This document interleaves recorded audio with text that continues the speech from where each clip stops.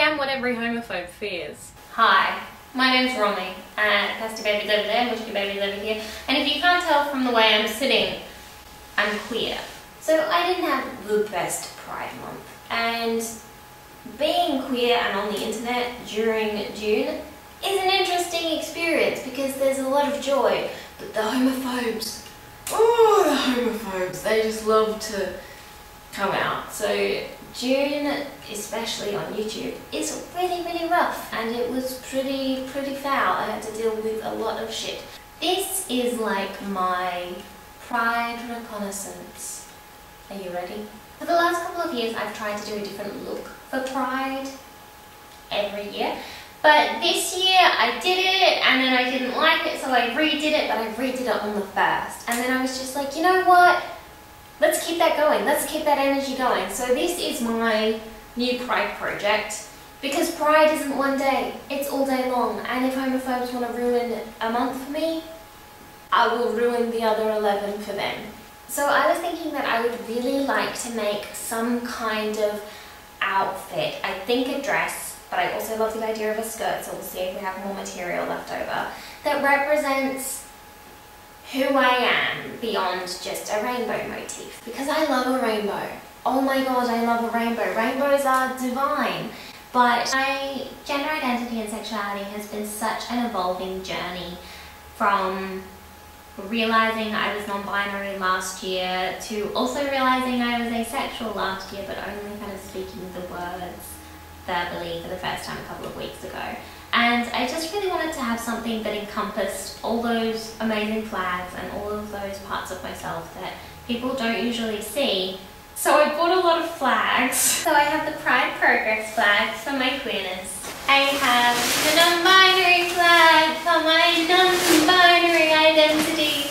The ace flag because I'm asexual, and I want to turn these into something. Now it could be really simple and I could just use this as the skirt and kind of go like that, you know, this is one piece that I can use as a skirt, I can use one of those for a bodice, I can use something for the top, but I really like the idea of making it a little bit more interesting than that. So let's get crafting, and I guess we'll see at the end what I come up with, because even I don't know at this stage, and that's what's exciting.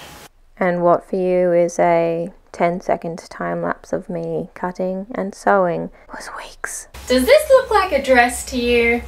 I think I can call this a 3-piece suit because it contains 3 pieces and I'm about to suit up. I think I need to iron it, because working with flag material is working with a mistake material. One thing I learned pretty quickly was that you had to not iron on full heat. I did start, it started to melt. Synthetics, you know. I wish there was a mirror here, because I can't see anything. And here's the finished product. It's only as I edit these clips that I actually find out what I look like, and it's pretty damn magical. I want to film more content in this. It's so colourful, and it's me. And I feel magical. I am what every homophobe fears.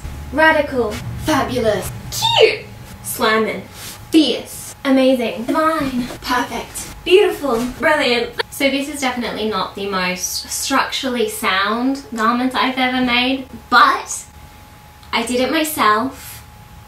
I made minimal mess. I spent a solid 40 minutes farting about with my sewing machine because the bobbin hadn't thread properly.